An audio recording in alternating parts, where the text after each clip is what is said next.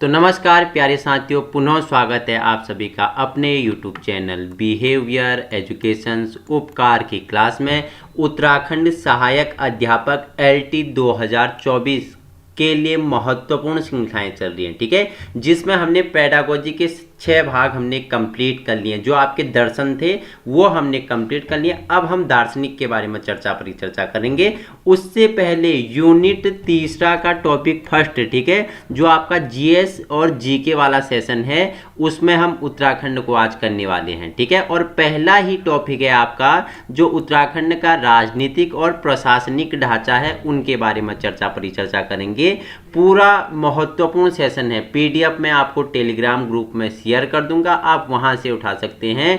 ये आपके लिए क्या होगा, VIMP होगा। देखो क्वेश्चन बनेंगे तो ये यहीं से आपका क्या क्वेश्चन बनने वाले हैं, क्योंकि जो उत्तराखंड का राजनीतिक प्रशासनिक ढांचा था उन सभी के बारे में जितने भी महत्वपूर्ण तथ्य आपके परीक्षा वाणी केशरीनंदन त्रिपाठी में ऐड है, मैंने उसी का PDF आपके लिए संलग्न किया है। जुड़ जाइए और वीडियो को उन लोगों तक पहुंचाने की कोशिश करें जिन पे क्या है संसाधनों के अभाव हैं। तो आइए जुड़ जाते हैं और कर लेते हैं प्रारंभ। आज जानेंगे उत्तराखंड का राजनीतिक और प्रशासनिक ढांचा कैसा था, ठीक है। तो उत्तर प्रदेश के 13 हिमालयी जिलों को काटकर, ठीक है, उत्तर प्रदेश के कितने 13 हिमालयी जिलों को काटकर 9 नवंबर 2000 को, ठीक है, भारतीय गणतंत्र के 27वां और हिमालयी राज्यों में 11वें राज्य के रूप में उत्तरांचल राज्य का क्या होता है, गठन किया गया। और 1 जनवरी 2007 से इसका नाम क्या कर दिया गया, उत्तराखंड कर दिया, ठीक है। देखो जो उत्तराखंड है ये पहले उत्तराखंड नहीं था, ये उत्तर प्रदेश में था, ठीक है। तो कब 9 नवंबर 2000 को, ठीक है, हिमालयी राज्य का 13 राज्य को काटा गया और भारतीय गणतंत्र का 27वां और हमारे जो हिमालयी राज्य है उसके 11वें राज्य के रूप में उत्तरांचल का क्या होता है, गठन होता है। और 1 जनवरी 2007 से इसका नाम क्या कर देता है, क्या हो जाता है, उत्तराखंड हो जाता है। आज जिस रूप में आप प्रयोग कर रहे हैं वो कब बदला गया, 1 जनवरी 2007 को, ठीक है। जब इसका गठन हुआ सन 2001 में प्रदेश सरकार द्वारा राज्य के लिए जिन प्रतीक चिन्हों का निर्धारण किया गया उनका संक्षिप्त वर्णन अधोलिखित है, ठीक है। जब 2000 में 9 नवंबर 2000 को उत्तराखंड राज्य का गठन होता है तो राज्य ने इसके लिए कुछ प्रतीक चिन्हों को रखा, ठीक है। उन प्रतीक चिन्हों के बारे में परिचर्चा कर लेंगे, ठीक है। तो जो राज्य चिन्ह थे, देखो शासकीय कार्यों के लिए स्वीकृत राज्य चिन्ह में उत्तराखंड के भौगोलिक स्वरूप की झलक मिलती है। इस चिन्ह में एक गोलाकार मुद्रा में 3 पर्वत श्रेणियां, ठीक है। ये जो गोलाकार चिन्ह है इसमें क्या 3 पर्वत चोटियां की श्रृंखला और उसके नीचे गंगा की 4 लहरें, ठीक है। याद रखना गंगा की कितनी लहर है, 4 लहरें, ठीक है। 3 पर्वत चोटियां और गंगा की 4 लहरें दर्शाया गया है। बीच में स्थित जो अन्य दोनों चोटियों से ऊंचा है उसके मध्य में अशोक की लाट को क्या किया गया है, अंकित किया गया है। और अशोक के लाट के नीचे मुंडकोपनिषद से लिया गया वाक्य क्या है, सत्यमेव जयते है, ठीक है। जो राज्य चिन्ह है वो क्या है, एक गोलाकार मुद्रा में 3 पर्वत हैं और नीचे गंगा की ऐसे क्या हैं, 4 लहरें हैं। आपसे पूछ लेगा जो राज्य चिन्ह में कितनी गंगा की लहरें हैं, तो 4 गंगा की लहरें हैं। और नीचे क्या है, जो अशोक की लाट अंकित है उसके नीचे क्या मुंडकोपनिषद से लिया गया वाक्य क्या है, सत्यमेव जयते अंकित किया है, ठीक है। तो ये राज्य चिन्ह था, इंपोर्टेंट था, ठीक है। जो इंपोर्टेंट है, देखो पूछ लेगा गंगा की लहर तो आप बताएंगे 4 लहरें, ठीक है। जो अशोक की लाट में जो सत्यमेव जयते लिया है वो कहां से लिया गया है, वो मुंडकोपनिषद से लिया गया है, ठीक है। जान लेते हैं राज्य पुष्प के बारे में। मध्य हिमालय क्षेत्र में 4800 से 6000 मीटर की ऊंचाई पर पाए जाने वाले पुष्प ब्रह्म कमल को उत्तराखंड राज्य सरकार ने राज्य पुष्प घोषित किया है। यह क्या एस्ट्रेटसी कुल का पौधा है, ठीक है। जो राज्य पुष्प है आपका क्या ब्रह्म कमल, ये कौन से कुल का, तो एस्ट्रेटसी कुल का पौधा है। आपसे पूछ लेगा कि जो ब्रह्म कमल है किस कुल का पौधा है, तो एस्ट्रेटसी कुल का पौधा है। इसका वैज्ञानिक नाम क्या है, सुसोरिया अबवेलिटा, सुसोरिया अबवेलिटा इसका क्या है, वैज्ञानिक नाम है। याद रखना इंपोर्टेंट रहेगा, अगर पूछेगा ब्रह्म कमल का वैज्ञानिक नाम तो सुसोरिया अबवेलिटा इसका क्या है, वैज्ञानिक नाम है। उत्तराखंड में इसकी कुल कितने 24 प्रजातियां और पूरे विश्व में इसकी 210 प्रजातियां पाई जाती हैं, ठीक है। कितने 24 प्रजातियां उत्तराखंड में, 210 प्रजातियां पूरे विश्व में इसकी पाई जाती हैं। ठीक है, वहीं देखो ब्रह्म कमल, फेन कमल तथा कस्तूरी कमल के पुष्प कैसे होते हैं, बैगनी रंग के होते हैं। ठीक है, उत्तराखंड के फूलों की घाटी, केदारनाथ, शिवलिंग बेस, पिंडारी ग्लेशियर आदि क्षेत्रों में यह पुष्प क्या अधिक मात्रा में पाया जाता है। स्थानीय भाषा में इसे क्या कहा जाता है, कौल पदम कहा जाता है। ब्रह्म कमल को स्थानीय लोग क्या बोलते हैं, कौल पदम कहते हैं। और महाभारत में इसे क्या बोलते हैं, सौगंधित पुष्प करके इसका वर्णन मिलता है। महाभारत में जो ब्रह्म कमल है इसे क्या सौगंधित पुष्प करके इसका वर्णन मिलता है, जो पौराणिक मान्यता के अनुसार किसे, केदारनाथ स्थित भगवान शिव को क्या किया जाता था, अर्पित किया जाता था। ठीक है, ब्रह्म कमल के पौधे की ऊंचाई 70 से 80 सेंटीमीटर होती है। इसमें जुलाई से सितंबर तक मात्र 3 माह तक फूल खिलता है। फूल कैसा, बैंगनी रंग का इसमें फूल खिलता है। इसका पुष्प टहनियों में नहीं बल्कि पीले पत्तियों से निकले कमल के पात के पुष्प गुच्छ के रूप में क्या होते हैं, खिलते हैं। ठीक है, तो ये आपके लिए इंपॉर्टेंट होगा ब्रह्म कमल। ठीक है, उसकी ऊंचाई पूछेगा तो कितना, 70 से 80 सेंटीमीटर। ठीक है, इसे स्थानीय भाषा में क्या कहा जाता था, कौलपदम कहा जाता था। और इसका महाभारत में सौगंधित पुष्प करके क्या है, वर्णन है। अगर वैज्ञानिक नाम पूछेगा तो आपने बताया सुसोरिया अल्वेल्टा इसका क्या है, वैज्ञानिक नाम है। ठीक है, और क्या बताया, और बताया कितनी ऊंचाई में, तो मध्य हिमालय के 4800 से 6000 मीटर की ये क्या ऊंचाई में पाया जाता है। और एस्टेरेसी कुल का ये क्या है, पौधा है। ठीक है, तो राज्य पुष्प जान के अब चर्चा कर लेते हैं राज्य पक्षी के बारे में। ठीक है, हिमालय के मयूर के नाम से प्रसिद्ध मोनाल को राज्य पक्षी घोषित किया गया है। जो मोनाल है, ठीक है, मोनाल को राज्य पक्षी घोषित किया गया है। इसे हिमालय के मयूर के नाम से भी जाना जाता है।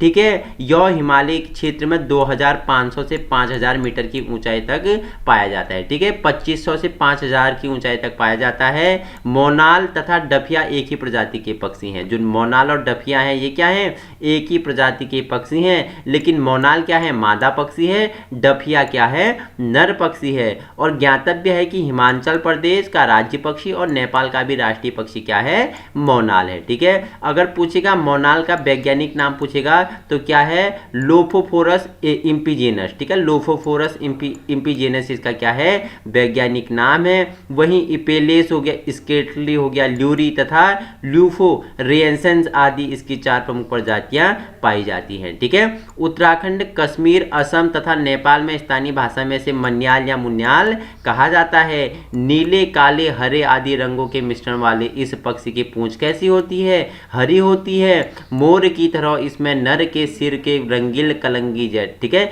जैसे मोर के सिर में, ठीक है, क्या होती है, मोर में भी नर के सिर में क्या होती है, रंगील कलंगी होती है, वैसे इस पक्षी में भी होती है। यह अपना घोंसला नहीं बनाती अपितु किसी चट्टान पेड़ के छिद्र में अंडे देती है। मोनाल अपना घोंसला नहीं बनाती है, या तो चट्टान में या पेड़ के छिद्र में क्या करती है, अंडे देती है। वनस्पति, कीड़े मकोड़े। ठीक है, और आलू तो इसका क्या है, प्रिय भोजन है। आलू के फसल को क्या करता है, ये बहुत ही नुकसान पहुंचाता है। ठीक है, आलू की फसल को ये क्या कर देता है, मोनाल बर्बाद कर देता है। ठीक है, मांस और खाल के लिए मोनाल का शिकार अधिक होता है। मांस और खाल के लिए इसका शिकार क्या होने लग गया है, अधिक होने लग गया है। राज्य पुष्प बात कर ली। ठीक है, राज्य चिन्ह हमने बात कर ली। ठीक है, उसके बाद हम किसके बारे में, राज्य पक्षी हमने जान लिया। ठीक है, अब हम जानेंगे राज्य पशु के बारे में। ठीक है, तो उत्तराखंड सरकार ने वनाच्छादित हिमशिखरों में 3600 से 4400 मीटर की ऊंचाई के मध्य पाए जाने वाले कस्तूरी मृग को राज्य पशु घोषित किया गया है। राज्य पशु क्या है, कस्तूरी मृग है। ठीक है, 3600 से, ठीक है, 3600 से 4400 मीटर की ऊंचाई पर पाया जाता है। ठीक है, अवैध शिकार के कारण विलुप्त होने के कगार पे है। ठीक है, इसका क्या होता है, अवैध शिकार होता है जिसके कारण ये क्या है, विलुप्त होने के कगार पे है। केदारनाथ, फूलों की घाटी, उत्तरकाशी, पिथौरागढ़ जनपद के 2 से 5000 मीटर की ऊंचाई पर स्थित जंगलों में पाया जाता है। इस मृग की क्या 4 प्रजातियां पाई जाती हैं। ज्ञातव्य है कि कस्तूरी वाले मृग उत्तराखंड के केवल कहाँ, कश्मीर, हिमाचल प्रदेश और सिक्किम आदि राज्यों में पाया जाता है। ठीक है, जो मृग जिसमें कस्तूरी पाया जाता है वो खाली कहाँ, कश्मीर, हिमाचल और सिक्किम में पाया जाता है। इस मृग का वैज्ञानिक नाम क्या है, मास्कस काइसोगोस्टर। मास्कस काइसोगोस्टर इसका क्या है वैज्ञानिक नाम है। ठीक है, अगर कस्तूरी मृग का वैज्ञानिक नाम पूछेगा तो मास्कर काइसोगोस्टर इसका क्या है वैज्ञानिक नाम है। हिमालय मस्क डियर के नाम से भी इसे जाना जाता है। ठीक है, इस मृग का रंग भूरा होता है जिस पर काले पीले धब्बे पाए जाते हैं। इसके पैर के 4 खुर होते हैं। नर मृग की पूंछ छोटी और बार रहित होती है। ठीक है, पैर में खुर होते हैं, 4 खुर होते हैं, और जो नर मृग होता है इसकी पूंछ छोटी एवं बार रहित होती है। इनकी ऊंचाई लगभग 20 इंच और वजन 10 से 20 किलोग्राम होता है। ऊंचाई कितनी होती है कस्तूरी मृग की? 20 इंच इनकी ऊंचाई होती है और 10 से 20 किलोग्राम क्या होते हैं, इनका भार होता है। इनकी घ्राण और श्रवण शक्ति, ठीक है, सूंघने और सुनने की शक्ति इनकी क्या है, बहुत तेज है। ठीक है, आत्मरक्षा के लिए इनमें सींग के बजाय 2 बड़े दांत होते हैं। ठीक है, और देखो इनकी औसत आयु लगभग कितनी है, 20 वर्ष है। देखो एक कस्तूरी जो मृग है कितना औसत आयु, कितना 20 वर्ष तक ये जीते हैं। ठीक है, मादा मृग की गर्भधारण अवधि 6 माह होती है। ठीक है, जो मादा मृग है इनकी गर्भधारण की अवधि कितनी होती है, 6 माह होती है, और एक बार में एक ही मृग को ये जन्म देती है। ठीक है, इंपोर्टेंट है ये। ठीक है, कि मादा मृग की गर्भधारण की अवधि 6 माह और एक बार में एक मृग को जन्म देती है। अगर औसत आयु पूछेगा तो 20 वर्ष हो गया। ठीक है, अगर इनकी ऊंचाई पूछेगा तो 20 इंच हो गया, और भार पूछेगा तो 10 से 20 किलोग्राम हो गया। अगर पूछेगा तो जो कस्तूरी मृग है वो किसमें, केवल नर मृग में पाया जाता है, जिसका निर्माण 1 वर्ष से अधिक आयु के मृग के जननांग के समीप स्थित ग्रंथि में होता है। ठीक है, जो इनसे मृग जो सुगंध, अलौकिक सुगंध वाला मृग होता है, इसका निर्माण 1 वर्ष से अधिक आयु वाली मृग, जो मतलब जन्म लिया मृग ने और 1 वर्ष से अधिक हो गया, तो उसमें ही क्या होगा, इस सुगंध का क्या होता है, निर्माण होता है। आइए आगे परिचर्चा कर लेते हैं। और देखो सामान्यतः 30 से 45 ग्राम तक कस्तूरी ही प्राप्त की जा सकती है। ठीक है, एक मृग से एक बार में 30 से 45 ग्राम ही कस्तूरी प्राप्त कर सकते हैं। ठीक है, इंपॉर्टेंट फैक्ट है। देखो आप जो मैंने हेडलाइट किए ना, ये सारे आपके लिए इंपॉर्टेंट होने वाले हैं। PDF ऐसे ही आपको मैं क्या करूँगा, टेलीग्राम में डालूंगा। ठीक है, आप वहाँ से रिविजन करेंगे, एक बार पढ़ लें, 1.5 की स्पीड लगा लें, और उसके बाद ये PDF मैं आपको टेलीग्राम ग्रुप में दे दूंगा। और ये जो हेडलाइन आपके लिए लगाए हैं ना मैंने, ये आपके लिए क्या है, इंपॉर्टेंट फैक्ट होने वाले हैं। इन्हें देख के जाना आप। ठीक है, इतना लंबा पढ़ने की जरूरत नहीं है, इन्हें देख के जाना। जो मृग है उसमें 30 से 45 ग्राम कस्तूरी एक बार में प्राप्त की जाती है। इससे केवल 3-3 वर्षों के अंतराल में प्राप्त किया जा सकता है। ठीक है, जैसे आपने आज निकाल लिया, आज के बाद ये 3 साल बाद इसमें क्या कस्तूरी मृग का क्या होगा, मृग में जो कस्तूरी का निर्माण होता है वो 3-3 साल में होगा। एक बार में 30 से 45 ग्राम निकाल सकते हैं। ठीक है,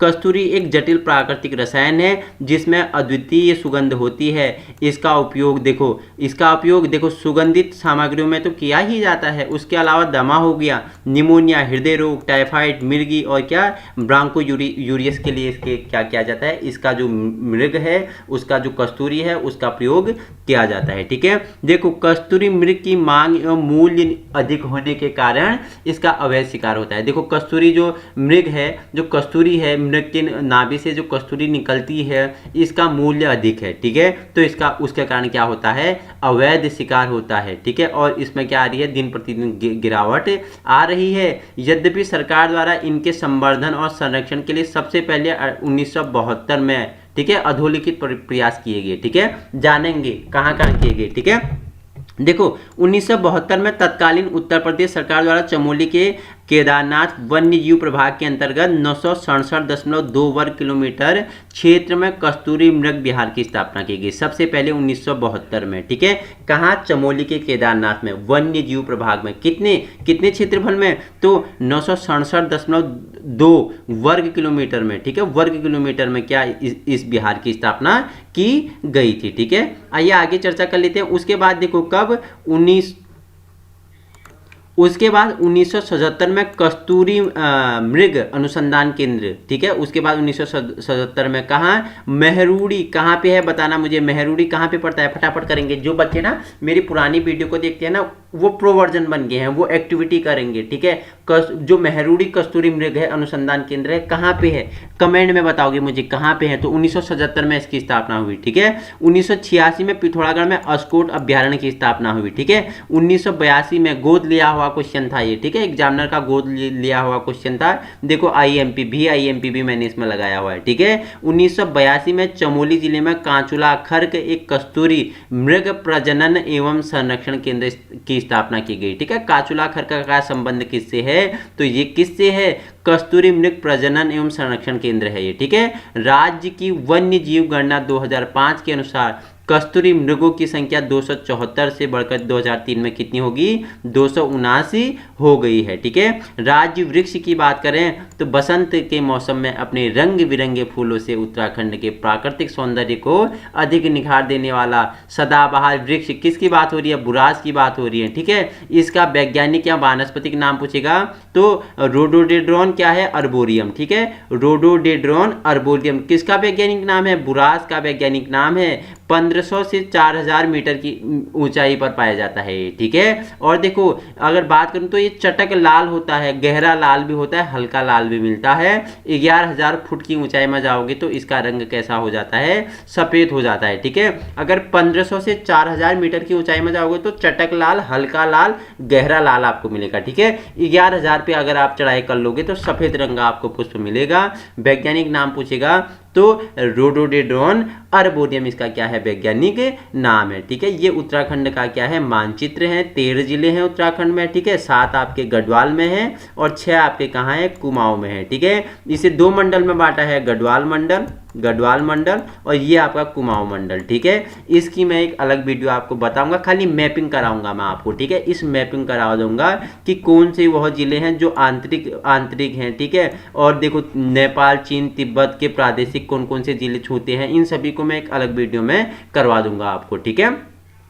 देखो बुरास का फूल मकर संक्रांति के बाद गर्मी बढ़ने के साथ धीरे धीरे खिलना शुरू हो जाता है, ठीक है। ये आपके लिए इंपॉर्टेंट नहीं था, इंपॉर्टेंट जो है वो आपको बता दूंगा, ठीक है। बुरास वृक्षों की ऊंचाई कितनी होती है, 20 से 50 फीट होती है, ठीक है। इसकी ऊंचाई कितनी होती है, 20 से 50 फीट होती है। और बुरास के अवैध कटान के कारण वन अधिनियम 1974 में इसे संरक्षित वृक्ष घोषित किया गया। आपसे पूछेगा कि बुरास को कब संरक्षित वृक्ष घोषित किया गया, तो 1974 में से क्या संरक्षित वृक्ष घोषित किया गया। तो ये राज्य का हमने प्रशासनिक ढांचा देखा, यहाँ के राज्य चिन्ह देखे। अब मेरे साथ आपको रिवीजन करना है, मेरे साथ आप रिवीजन करोगे, ठीक है। रिवीजन करो मेरे साथ फटाफट, तो फटाफट आप मेरे साथ रिवीजन करेंगे, ठीक है। देखो क्या उत्तराखंड राज्य का गठन कब हुआ, 9 नवंबर 2000 को, ठीक है। भारतीय गणतंत्र का कौन सा था, 27वां था, ठीक है। हिमालय कौन सा था, 11वां राज्य था, ठीक है। और मैंने बताया था इसका नाम उत्तराखंड कब कर दिया गया, 1 जनवरी 2000 को। साथ है राज्य चिन्ह में क्या बताया था, 3 पर्वत चोटियां बताई थी, ठीक है। और गंगा की 4 लहर बताई थी। अशोक के लाट के नीचे मुंडकोम निशब्द से लिया गया, बाकी सत्यमेव जयते बताया था, ठीक है। राज्य पुष्प क्या बताया था, फटाफट मेरे साथ एक्टिविटी करो, क्या बताया था, राज्य पुष्प ब्रह्मकमल कितनी ऊंचाई में पाया जाता है, 4800 से 6000 मीटर की ऊंचाई में पाया जाता है, ठीक है। कौन से कुल का बताया था, एस्ट्रेटसी कुल का पौधा बताया था, ठीक है। वैज्ञानिक नाम क्या बताया था, वैज्ञानिक नाम आपको मैंने बताया था, क्या वैज्ञानिक नाम, सुसोरिया और बेल्टा बताया था, ठीक है। उत्तराखंड में कितनी प्रजातियां पाई जाती है, तो आपने बताया था कितनी, 24, पूरे विश्व में 210, ठीक है। और फिर उसके बाद इसे स्थानीय भाषा में कौलपदम कहा जाता है, महाभारत में से सौगंधित पुष्प कहा गया है, ठीक है। और मैंने क्या बताया, राज्य पक्षी क्या बताया था आपको, बताया हिमालय के मयूर के नाम से प्रसिद्ध मोनाल बताया था, ठीक है। कितनी ऊंचाई में, 2500 से 5000 की ऊंचाई में, ठीक है। मोनाल 2 प्रकार के बताया था, डफिया और क्या, एक डफिया बताया था, एक मोनाल बताया था। मोनाल क्या बताया था, मादा है, डफिया क्या है, नर है, ठीक है। हिमाचल प्रदेश और नेपाल का भी ये राष्ट्रीय पक्षी है, ठीक है। इसका वैज्ञानिक नाम क्या बताया था, लोफोफोरस इम्पीजेनस बताया था, ठीक है। किस फसल को अत्यधिक नुकसान पहुंचाती है, तो आलू की फसल को पहुंचाती है, ठीक है। राज्य पशु क्या बताया था, कस्तूरी मृग बताया था, ठीक है। तो और क्या बताया था, इसका वैज्ञानिक नाम मास्कस काइप्सोगोस्टर, ठीक है। हिमालय मस्क डियर के नाम से जाना जाता है, ठीक है। ऊंचाई कितनी होती है, 20 इंच होती है। भार कितना होता है, 10 से 20 किलोग्राम होता है। औसत आयु कितनी होती है, 20 वर्ष होती है, ठीक है। कस्तूरी मृग केवल किस में प्राप्त होता है, नर मृग में प्राप्त होता है, ठीक है। और कितने समय के अंतराल में निकाला जाता है, 3-3 समय के अंतराल में निकाला जाता है। एक बार में कितना, 3 से 45 ग्राम निकाला जाता है, ठीक है। उसके बाद मैंने क्या बताया था, जो क्या हुए, इनके संवर्धन के लिए 1972 में सबसे पहले केदारनाथ वन्य प्रभाग ने 967.2 वर्ग किलोमीटर में क्या कस्तूरी मृग विहार की स्थापना की थी। उसके बाद 1977 में मेहरुड़ी, 1986 में पिथौरागढ़ अस्कोड, 1982 में काचुला खरक। ठीक है, फिर आपको मैंने बताया था राज्य पुष्प क्या है, भूरांस बताया था। नाम उसका वैज्ञानिक नाम रोडोडेंड्रॉन अर्बोरियम बताया था। ठीक है, ऊंचाई 1500 से 4000 की ऊंचाई में लाल चटक हल्का लाल फूल मिलता है। अगर 11000 फुट में चले जाओगे तो सफेद रंग का फूल आपको मिलेगा। ठीक है, और मैंने बताया बुरांस के अवैध कटान हेतु वन अधिनियम 1974 में से क्या संरक्षित वृक्ष घोषित किया गया था। ठीक है, ये सारा रिवीजन हो गया फटाक से। ठीक है, तो अब हम किसके बारे में परिचर्चा करेंगे, हम जानेंगे क्या शासन और प्रशासन के बारे में। ठीक है, शासन और प्रशासन के बारे में हम क्या करेंगे, परिचर्चा करेंगे। तो आपको मेरे साथ क्या एक्टिविटी करते हुए चलना है, जानते हैं शासन प्रशासन। ठीक है, देश के अन्य राज्यों की तरह इसका भी शासन प्रशासन संविधान के अध्याय कितने, अध्याय 6 में अनुच्छेद 152 से 237 तक है। ठीक है, देखो संविधान के अनुरूप राज्य में शासन प्रशासन की जो संसदनात्मक प्रणाली लागू हुई है, जिसके 3 प्रमुख अंग है, आपको पता है कार्यपालिका, ठीक है, जिसमें राज्यपाल, मंत्रिपरिषद और सचिवालय विभाग आते हैं। महाधिवक्ता हो गया, विधानमंडल हो गया, जिसमें क्या विधानमंडल में राज्यपाल एवं विधानसभा हो गया, और उच्च तथा अधीनस्थ न्यायालय हो गया। ठीक है, तो पहले हम कार्यपालिका के बारे में परिचर्चा कर लेते हैं। ठीक है, राज्यपाल सबसे पहले तो संविधान के अनुच्छेद 153 के अनुसार राज्यों के लिए क्या होगा, एक राज्याध्यक्ष होगा, जिसे आप राज्यपाल बोलते हैं। ठीक है, जिस राज्यपाल गवर्नर के नाम से जिसे जाना जाता है। ठीक है, राज्यपाल शब्द राज्य शब्द की बोध कराता है। ठीक है, तो बोध कराता है राज्य की कार्यपालिका शक्ति इसी में निहित होती है, लेकिन वह इसका प्रयोग अपने अधीनस्थों के माध्यम से करता है। वह क्या राज्य का संवैधानिक प्रमुख और विवेकाधीन शक्तियों का प्रयोग करते समय क्या वास्तविकता का क्या होता है, प्रमुख होता है। राज्य के विश्वविद्यालयों का कुलपति और राज्य का प्रथम नागरिक भी राज्यपाल होता है। ठीक है, राज्य का प्रथम नागरिक कौन होता है, राज्य का पूछेगा तो ये कौन होता है, राज्यपाल होता है। देश का पूछेगा तो राष्ट्रपति होता है। ठीक है, और जो राज्य के जो विश्वविद्यालय हैं उसका भी कुलपति कौन होता है, राज्यपाल होता है। नियुक्ति कितने 5 वर्ष के लिए क्या राष्ट्रपति द्वारा की जाती है। ठीक है, राज्यपाल का कार्यकाल कितने वर्ष का होता है, 5 वर्ष का होता है। कौन नियुक्ति करता है, राष्ट्रपति नियुक्त करता है। ठीक है, दूसरा आपका क्या है, मंत्रिपरिषद के बारे में जान लेते हैं। संविधान के अनुच्छेद 164 के अनुसार राज्यपाल सर्वप्रथम मुख्यमंत्री की क्या करेगा, नियुक्ति करेगा। संविधान के क्या अनुच्छेद आर्टिकल 164, ठीक है, 164 के अनुसार राज्यपाल सर्वप्रथम किसे, मुख्यमंत्री की नियुक्ति करता है, और उसकी सलाह पर अन्य मंत्रियों की क्या करेगा, नियुक्ति करता है। ठीक है, और बाद में क्या अनुसूची 3 के अनुसार पद एवं गोपनीयता की शपथ भी दिलाता है। ठीक है, राज्य मंत्रिपरिषद अनेक प्रशासनिक, विधायनी तथा वित्तीय कार्य करती है। यही मंत्रिपरिषद ही राज्य में वास्तविक कार्यपालिका का कार्य करती है। मंत्रिपरिषद ही विधानमंडल की क्या होती है, पथ प्रदर्शक तथा शासन की धुरी होती है।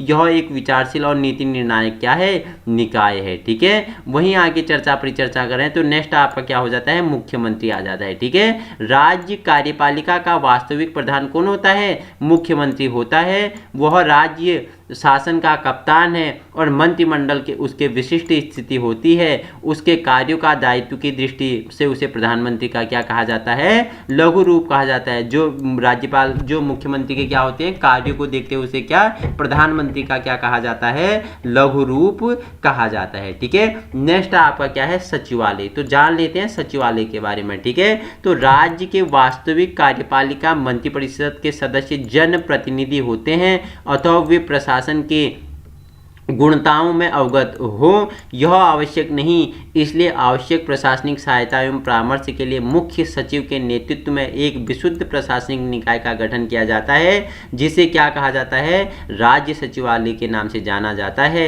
सचिवालय के प्रशासनिक अध्यक्ष को मुख्य सचिव और प्रत्येक विभाग के सचिव को शासन सचिव कहा जाता है। वह प्रायतः IAS का क्या होता है, वरिष्ठ एवं अनुभवी क्या होता है, सदस्य होता है। तो जो क्या होता है, तो सचिवालय में क्या होता है, आईएएस का वरिष्ठ अनुभव एवं क्या होता है, जिसे अनुभव हो, वरिष्ठ हो, आईएएस से हो, क्या हो, आईएएस उसने उत्तीर्ण की हो, उससे उसका क्या हो, संबंध हो, तो वही क्या होगा, इसका सदस्य होगा। ठीक है, तो इन्हें भी जानिए। अच्छा, जानोगे इन्हें भी, ठीक है। तो डू यू नो, क्या आप जानते हैं, तो आइए आप जान लेते हैं। ठीक है, जान लेते हैं। ठीक है, तो क्या बोल रहा है, 1814 में गढ़वाल और 1815 में कुमाऊं पर अंग्रेजों ने कब्जे के बाद कुमाऊं जनपद का गठन किया गया था और गढ़वाल नरेश से लिए गए क्षेत्र को कुमाऊं का एक परगना बनाया गया और देहरादून को 1817 में एक जिला बनाकर सहारनपुर में सम्मिलित कर लिया गया।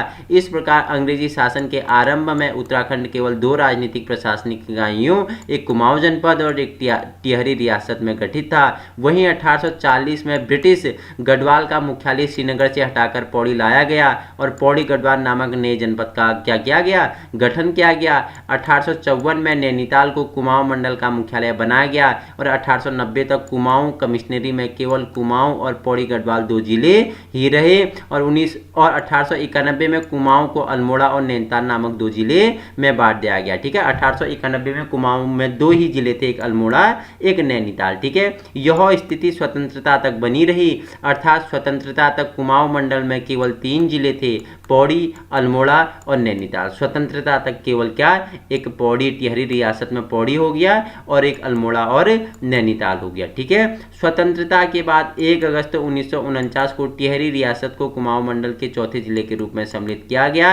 1960 तक मसूरी, चकराता व देहरादून को छोड़कर पूरी पर्वतीय क्षेत्र में कुमाऊं मंडल में था और सन 1960 में टिहरी जनपद में उत्तरकाशी, पौड़ी जनपद के चमोली और अल्मोड़ा जनपद के पिथौरागढ़ को पृथक करके जनपद बनाए गए और 1969 तक देहरादून को छोड़कर उत्तराखंड के तत्कालीन 7 जिले कुमाऊं मंडल में भी थे और सन 1969 में गढ़वाल मंडल गठित कर पौड़ी मंडल का इसे क्या किया गया, मुख्यालय बनाया गया और क्या किया गया, पौड़ी, चमोली व उत्तरकाशी को इसके अधीन रखा गया, जबकि नैनीताल, अल्मोड़ा, पिथौरागढ़ को कुमाऊं मंडल के अधीन रखा गया। सन 1975 में देहरादून के मेरठ मंडल को हटाकर गढ़वाल मंडल में सम्मिलित कर दिया गया और 28 दिसंबर 1988 को हरिद्वार का सृजन हुआ और राज्य गठन के बाद इसे सहारनपुर मंडल से हटाकर गढ़वाल मंडल में सम्मिलित कर लिया गया। 26 दिसंबर 1995 को उधम सिंह नगर, 15 सितंबर 1997 को चंपावत, 18 सितंबर 1997 को रुद्रप्रयाग और बागेश्वर जनपद बनाए गए। तो इंपॉर्टेंट होगा, देखो स्टार भी लगाते हुए चलना है। नोट्स नहीं बनाओगे तो प्यार से बिल्कुल शांति से आपको मेरे साथ बैठ के सुन लेना है, बाकी नोट्स में आपको PDF कहाँ, टेलीग्राम में शेयर कर दूंगा। ठीक है, तो अब किसके बारे में चर्चा परिचर्चा करेंगे, जो आपके लिए इंपॉर्टेंट होगा उनके बारे में चर्चा परिचर्चा कर लेते हैं। ये आपके लिए इंपॉर्टेंट बनेगा, राज्य रेवेन्यू पुलिस। ठीक है, देखो 1857 के विद्रोह के बाद अंग्रेज उत्तराखंड के सभी क्षेत्रों में सिविल पुलिस व्यवस्था क्या करने चाहते थे, लागू करना चाहते थे, लेकिन कुमाऊं के तत्कालीन कमिश्नर रैमजे 1856 से 84 तक रहे रैमजे। ठीक है, इन्होंने राज्य की जनता को सीधा साधा बताते हुए राज्य पुलिस व्यवस्था को बनाए रखने की सिफारिश की थी। राज्य में राजस्व पुलिस व्यवस्था 1874 में लागू है। ठीक है, 1874 से क्या राज्य में राजस्व पुलिस व्यवस्था 1874 से लागू है। वर्तमान में राज्य के लगभग 61% भाग पर यह व्यवस्था लागू है। ठीक है, कितने 61% भाग पे क्या ये राजस्व पुलिस व्यवस्था क्या है, लागू है और वर्ष कब 1874 से ये राज्य पे लागू है। इस व्यवस्था में पटवारी, कानूनगो, नायब तहसीलदार, तहसीलदार और क्या परगनाधिकारी और जिलाधिकारी व कमिश्नर आदि को राजस्व के साथ ही पुलिस का भी काम करना पड़ता है। ठीक है, आप देखते हो कि पटवारी क्षेत्र, ठीक है, पुलिस का काम कौन करेगा, पटवारी करेगा, कानून को करेगा। ठीक है, नायब तहसीलदार। ठीक है, यहाँ अपराधों की जांच करना, मुकदमा दर्ज करना और अपराधिकों को पकड़ना राजस्व पुलिस की क्या थी, जिम्मेदारी थी। ठीक है, जहाँ राजस्व पुलिस व्यवस्था है वहाँ पे पुलिस नहीं जाएगी, वहाँ का ही पटवारी जाएगा, कानून को जाएगा, नायब तहसीलदार जाएगा, तहसीलदार जाएगा, इनसे नहीं होगा तो परगनाधिकारी जाएगा, इनसे नहीं होगा तो जिलाधिकारी जाएगा, इनसे नहीं होगा तो कमिश्नर जाएगा। ठीक है, यहाँ पुलिस नहीं जाएगी चाचा। ठीक है, देखो पिछले कुछ समय में राजस्व क्षेत्रों को सिविल पुलिस के हवाले करने की मांग जोरों से उठी है। इस मांग के पीछे राजस्व पुलिस के पास अपराध रोकने की पुख्ता व्यवस्था न होने और तकनीकी जानकारी के अभाव में अपराधों की जांच प्रभावी ढंग से न कर सकने का तर्क दिया जाता है। अंग्रेजी शासनकाल में कुमाऊं में 19 परगने तथा 125 पट्टियां पटवारी क्षेत्र हैं, जबकि गढ़वाल में 11 परगने और 86 पट्टियां क्या हैं, पटवारी क्षेत्र के अंतर्गत आती हैं। ठीक है, वर्तमान में राज्य में कुल कितनी 100 तहसीलें हैं। ठीक है, ये 100 तहसीलें हैं, 100 तहसीलें हैं, जबकि राज्य गठन में पूर्व केवल कितने, राज्य गठन जब हुआ था तब 49 थे, वर्तमान में 100 बोल रहा है। 29 नई तहसीलों को क्या किया गया, मई 2004 में जोड़ा गया। ठीक है, आइए आगे चर्चा परिचर्चा कर लेते हैं। देखो, और राज्य में कितने 95 ब्लॉक हैं, कितने ब्लॉक हैं, 95 ब्लॉक हैं। महाधिवक्ता आपका नेक्स्ट है। संविधान के अनुच्छेद 165 के अनुसार राज्य में क्या होगा, एक महाधिवक्ता की नियुक्ति राज्यपाल द्वारा की जाएगी। ठीक है, इसका अगर देखो इसकी योग्यता की बात करें तो वह भारत का नागरिक हो। ठीक है, महाअधिवक्ता की योग्यता, वह भारत का नागरिक हो, 10 वर्ष से अधिक समय से न्यायिक कार्य से जुड़ा हो, कम से कम 10 वर्ष से उच्च न्यायालय में क्या हो, अधिवक्ता का कार्य पर संलग्न हो। ठीक है, वह विधि विषयों का राज्यपाल को सलाह देता है एवं राज्यपाल द्वारा सौंपे गए विधि संबंधी कार्यों का संपादन करता है। वह सदनों के बैठकों में भाग ले सकता है, बोल सकता है, लेकिन मतदान नहीं कर सकता है। और राज्य का अगर प्रथम महाधिवक्ता पूछेंगे तो मेहरबान सिंह नेगी, मेहरबान सिंह नेगी क्या थे, राज्य के प्रथम महाधिवक्ता थे। ठीक है, आप जान लेते हैं विधानमंडल के बारे में। ठीक है, विधानमंडल के 2 अंग हैं, एक है राज्यपाल, एक है विधानसभा। ठीक है, तो पहले राज्यपाल के बारे में जान लेते हैं। विधानमंडल में सबसे ऊपर राज्यपाल का स्थान होता है। ठीक है, विधानमंडल में क्या होता है, सबसे ऊपर किसका, तो राज्यपाल का स्थान होता है। उसके हस्ताक्षर के बिना कोई कानून प्रवर्तक नहीं आ सकता। ठीक है, जब तक राज्यपाल इसमें क्या नहीं करेगा, सिग्नेचर हस्ताक्षर नहीं करेगा, तब तक कोई कानून प्रवर्तन में नहीं आ सकता।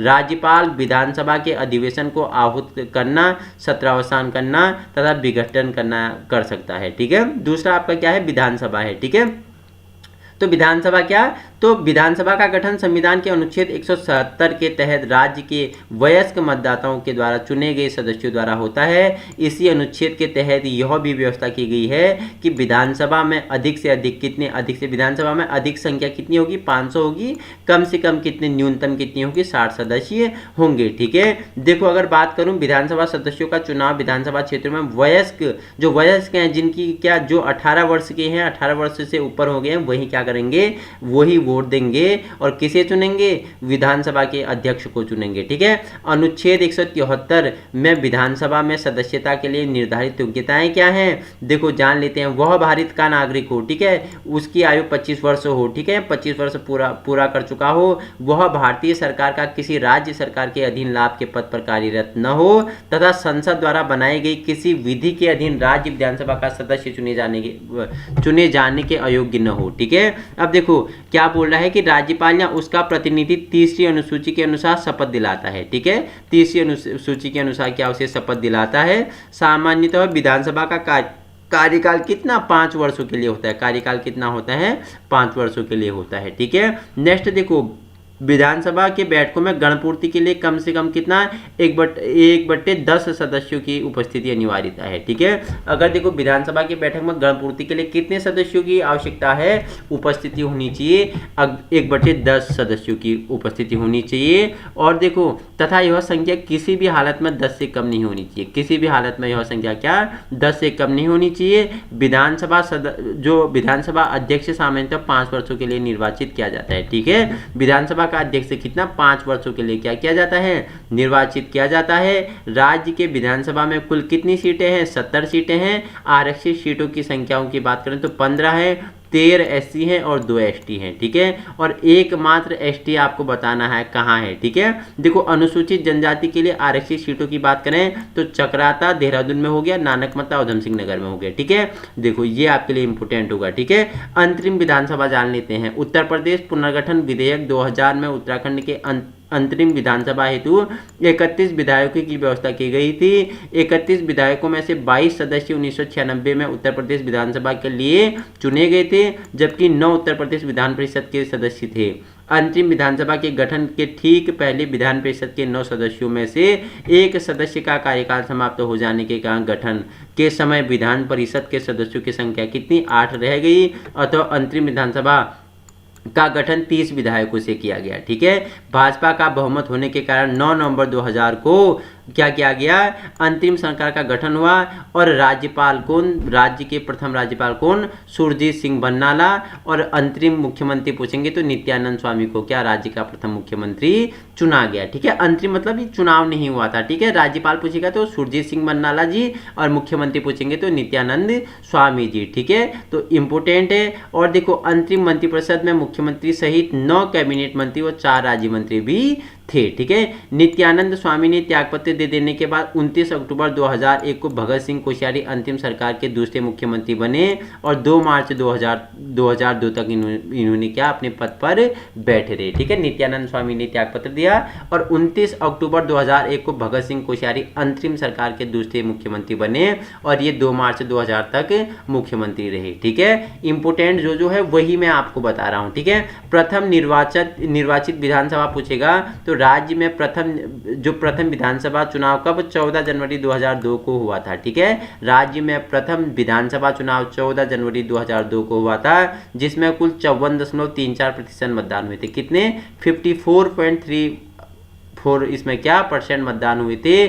चुनाव में कांग्रेस को 36, भाजपा को 19, बसपा को 7, उक्रांद को 4, राकांपा को 1 तथा 3 सीटें निर्दलीय विधायकों को मिली थी। ठीक है, 2 मार्च 2002 को कांग्रेस के सांसद नारायण दत्त तिवारी ने राज्य के प्रथम निर्वाचित सरकार के मुख्यमंत्री के रूप में शपथ ली थी। ठीक है, अगर निर्वाचित मुख्यमंत्री पूछेगा तो कौन थे, नारायण दत्त तिवारी। कब, इन्होंने 2 मार्च 2002 को। ठीक है, और अंतरिम पूछेगा तो नित्यानंद स्वामी और निर्वाचित पूछेगा तो नारायण दत्त तिवारी। ठीक है, तो यह जो आपके लिए इंपॉर्टेंट है उनके बारे में ही चर्चा परिचर्चा करेंगे। दूसरी निर्वाचित विधानसभा की बात करें तो आम चुनाव 21 फरवरी 2007 को संपन्न हुई थी। ठीक है, इसमें टोटल कितने वोट हुए थे, इसमें टोटल कितने 63.6% मतदान हुए थे। ठीक, कितने 63.6%। ठीक है, भाजपा को 36, कांग्रेस को 20, बसपा को 8, उक्रांत को 3 व निर्दलीय प्रत्याशियों को 3 सीटें मिली थी। ठीक है, तृतीय विधानसभा पूछेगा तो तृतीय विधानसभा कब, 30 जनवरी 2012 को हुए थे। इसमें टोटल कितने 67.70% क्या मतदान हुए थे। भाजपा को 31, कांग्रेस को 32, बसपा को 3, उक्रांत को 1 व निर्दलीय को 3 सीटें मिली हुई थी। ठीक है, आइए अब आगे चर्चा परिचर्चा कर लेते हैं जो आपके लिए क्या होगा, इंपोर्टेंट होने वाला है। ठीक है, देखो, नैनीताल के जिस भवन में उच्च न्यायालय स्थित है वह भवन 100 वर्ष से अधिक पुराना है और अंग्रेजी शासनकाल में लेफ्टिनेंट गवर्नर सर संटोली मैकडोनाल्ड ने इसका क्या करवाया था, निर्माण करवाया था। आगे चलकर उत्तर प्रदेश ने नैनीताल को जब ग्रीष्मकालीन राजधानी बनाया तो इसका उपयोग सचिवालय भवन के रूप में हुआ। बीच में इसमें क्या अगर बात करूँ तो इस भवन का RAF के अवकाश शिविर मुख्यालय के रूप में भी उपयोग हुआ। नैनीताल से ग्रीष्मकालीन राजधानी हटाने के बाद इसमें कई सरकारी कार्यालय बनाए गए। ठीक है, देखो ये क्या बोला है, इस अनुच्छेद के अनुसार 9 नवंबर 2000 को देश के 20वें उच्च न्यायालय के रूप में नैनीताल उत्तराखंड उच्च न्यायालय की स्थापना हुई। ठीक है, आइए इससे पहले जान लेते हैं यहाँ से है। ठीक है, देखो, संसद में प्रतिनिधि के बारे में अगर चर्चा परिचर्चा करूं तो राज्य में लोकसभा के कितने 5 तथा राज्यसभा में कितनी 3 सीटें हैं। इंपोर्टेंट है, राज्य में लोकसभा की कितनी 5 और राज्यसभा की कितनी 3 सीटें हैं। लोकसभा क्षेत्र इस प्रकार है, अल्मोड़ा, पौड़ी, टिहरी, नैनीताल और हरिद्वार क्या है लोकसभा सीटें। 2008 के परिसीमन के अनुसार प्रत्येक लोकसभा क्षेत्र के अंतर्गत विधानसभा की 14 सीटें और अल्मोड़ा की एक अनुसूचित जाति के लिए क्या है, सुरक्षित है। ठीक है, अब जान लेते हैं न्यायपालिका के बारे में। ठीक है, देखो, न्यायपालिका शासन का तीसरा महत्वपूर्ण अंग है। न्यायपालिका शासन का क्या है, तीसरा महत्वपूर्ण अंग है। इसका मुख्य कार्य विधि की व्याख्या करना, यह विधायिका एवं कार्यपालिका पर वहां पर नियंत्रण स्थापित करता है जहां तक ये निकाय विधान और संविधान से परे जाकर कार्य करने लगते हैं। न्यायपालिका को नागरिकों के अधिकारों का रक्षक एवं संविधान का सजग प्रहरी भी कहा जाता है। राज्य विधिक सेवा प्राधिकरण एवं विधायिक सेवा समितियां आदि के अंतर्गत क्या जिला न्यायालय और पारिवारिक न्यायालय क्या है, सम्मिलित हैं। उसके बाद आपका आता है उच्च न्यायालय। ठीक है, संविधान के अनुच्छेद 214 के तहत प्रत्येक राज्य के लिए एक उच्च न्यायालय का प्रावधान किया गया था। ठीक है, किया गया है। इस अनुच्छेद के अनुरूप 9 नवंबर 2000 को देश के 20वें उच्च न्यायालय के रूप में नैनीताल उत्तराखंड उच्च न्यायालय की स्थापना की गई। अनुच्छेद 127 के अंतर्गत उच्च न्यायालय को राज्य के अन्य न्यायालयों और न्यायाधीशों के अधीक्षण का पूरा अधिकार मिला। वर्तमान में राज्य उच्च न्यायालय में न्यायाधीशों के स्वीकृति पदों की कुल संख्या कितनी? 8 है। राज्य उच्च न्यायालय में प्रथम मुख्य न्यायाधीश न्यायमूर्ति अशोक अभयंकर देसाई, ठीक है, अशोक अभयंकर देसाई तथा प्रथम रजिस्ट्रार पूछेगा तो क्या जीसीएम रावत थे। मुकदमे के शीघ्र निपटारे हेतु अप्रैल 2001 में 45 फास्ट ट्रैक कोर्ट त्वरित न्यायालयों का गठन भी किया गया था, ठीक है। उसके बाद आपके लिए देखो लोकायुक्त इंपोर्टेंट हो जाता है। लोकायुक्त के बारे में परिचर्चा कर लेते हैं। राज्य शासन प्रशासन के अधिकारों के दुरुपयोग, भ्रष्टाचार एवं कदाचार संबंधी शिकायतों एवं अभिकथनों का अन्वेषण करने व राज्य सरकार को इस संबंध में संस्तुति भेजने के हेतु लोकायुक्त संगठित इसका क्या किया जाता है? स्थापना की जाती है। एक नया विधेयक राज्य विधानसभा में के द्वारा 1 नवंबर 2001 को 1 नवंबर 2011 को पारित किया गया। इसमें मुख्यमंत्री सहित सभी मंत्रीगण, विधायक व आईएएस सहित सभी लोक सेवक के जांच के दायरे में लाया गया था। नए कानून के अनुसार लोकायुक्त संगठन में एक अध्यक्ष और 5 सदस्य, जरूरत के मुताबिक 7 सदस्य तक होंगे। आधे सदस्य 20 साल के अनुभव वाले विधिक, ठीक है, पृष्ठभूमि के होंगे। बाकी आधे सदस्य लोक सेवा, अन्वेषण, सतर्कता, भ्रष्टाचार के विरुद्ध कार्य करने, शासन, वित्त प्रबंधन, पत्रकारिता अथवा सूचना अभियांत्रिकी के अंतर्गत आएंगे, ठीक है। इतना आप समझ गए हैं तो ठीक है। तो ये आप समझ गए होंगे। थोड़ी वीडियो फास्ट है लेकिन जो इम्पोर्टेंट है आपको वो स्टार लगाते हुए पढ़ रहे हैं, ठीक है। अब जान लेते हैं पंचायती प्रणाली के बारे में, ठीक है। क्या स्थानीय स्वशासन और पंचायती प्रणाली के बारे में जान लेते हैं। इंपोर्टेंट है। राज्य में पंचायती राज्य व्यवस्था सर्वप्रथम 15 अगस्त 1947 को संयुक्त प्रांत पंचायती राज अधिनियम 1947 के तहत लागू किया गया। 1961 में से इस व्यवस्था को त्रिस्तरीय उत्तर प्रदेश क्षेत्र समिति एवं जिला परिषद अधिनियम 1961 के तहत स्वरूप में लागू किया गया। 22 अप्रैल 1994 को इसे संवैधानिक निकाय के रूप में 73वें संविधान संशोधन के अनुक्रम में उत्तर प्रदेश पंचायत विधि संशोधन विधेयक 1994 के तहत इसे क्या कर दिया गया? लागू किया गया। गठन के बाद 2002 से 3 तक प्रथम निर्वाचित सरकार से पूर्व व्यवस्था को थोड़े बहुत परिवर्तनों के साथ यथावत बनाए रखने की क्या किया गया? निर्णय किया गया, ठीक है। मार्च 2008 में पारित पंचायत संशोधन अधिनियम के अनुसार पंचायतों में महिलाओं के लिए आरक्षण, ठीक है। मार्च 2000 में महिलाओं के लिए पंचायत में कितना आरक्षण, कितना 33% से बढ़ाकर कितना कर दिया गया? 50% कर दिया गया। इंपोर्टेंट है, ठीक है। वहीं देखो जिला पंचायत की बात करें तो जिला पंचायत सबसे शीर्ष में होता है, ठीक है। देखो सबसे शीर्ष में होता है जिला पंचायत, क्षेत्र पंचायत और ग्राम पंचायत, आपको पता ही है, आप जानते ही हैं, ठीक है। तो जिला पंचायत का अगर बात करें तो यह पंचायती राज व्यवस्था का सबसे शीर्ष निकाय है। यह एक क्या है? निगमित निकाय है। इसके सदस्यों का चुनाव जिले की 18 वर्ष से अधिक आयु वाली जनता द्वारा की जाती है। जिले के सभी प्रमुख लोकसभा सदस्य, राज्यसभा सदस्य, राज्य विधानसभा सदस्य जिला पंचायत के पदेन सदस्य होते हैं, ठीक है। जिला के बाद आपको पता है क्षेत्र पंचायत आता है, ठीक है। क्षेत्र पंचायत के बारे में जान लेते हैं। क्षेत्र पंचायत त्रिस्तरीय पंचायत व्यवस्था के में क्षेत्र पंचायत के मध्य स्तरीय निगमित निकाय है। इसके अध्यक्ष को प्रमुख तथा उपाध्यक्ष को उप प्रमुख कहा जाता है। इसके अलावा एक कनिष्ठ उप प्रमुख भी होता है। चुनाव आपको पता है ग्राम सभा में जो 18 वर्ष वाले हैं और 18 वर्ष से अधिक हैं वो इसका क्या करते हैं? चुनाव करते हैं। और क्षेत्र पंचायत के निर्वाचित सदस्यों की संख्या 20 से कम और 40 से अधिक नहीं होती है, ठीक है। उसके बाद आपका ग्राम पंचायत आता है। ग्राम पंचायत में आपको पता है कि ग्राम प्रधान, ठीक है, ग्राम प्रधान इसमें होता है। तो त्रिस्तरीय पंचायती व्यवस्था के सबसे निचले स्तर पर ग्राम पंचायत है। ग्राम पंचायत के गठन हेतु पर्वतीय क्षेत्रों में कम से कम 500 व मैदानी क्षेत्रों में कम से कम 1000 अधिकतम और 10,000 आबादी होनी चाहिए। किसी भी ग्राम पंचायतों में सदस्यों की संख्या 5 से कम 15 से अधिक नहीं हो सकती।